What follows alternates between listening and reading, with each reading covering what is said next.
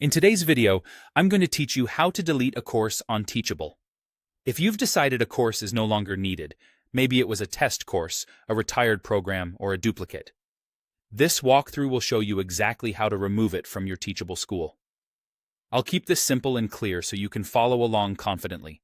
First, sign into your Teachable admin and head to the Courses area. This is your central dashboard for every course you've created. Take a moment to scan the list and identify the exact course you want to remove. Accuracy matters here, so double-check the title and any identifying details to make sure you're targeting the right one.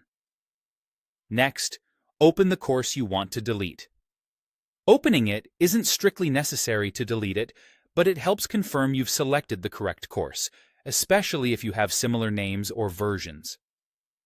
Think of this as your final visual check before proceeding. Now, go back to the courses list.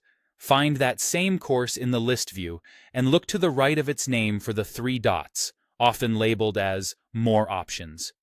Click those three dots to reveal additional actions for that specific course. This is where Teachable places the delete option to prevent accidental clicks during normal editing.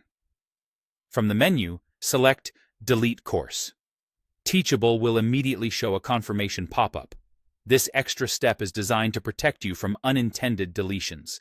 Read the message carefully, and when you're absolutely certain you want to proceed, confirm in the pop-up. Before you click Confirm, here's a crucial reminder.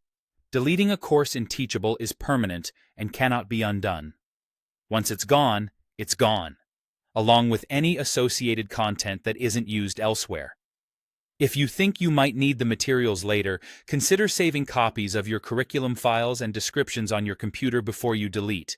And if you're on the fence, you may want to pause and evaluate whether you're truly ready to remove it permanently.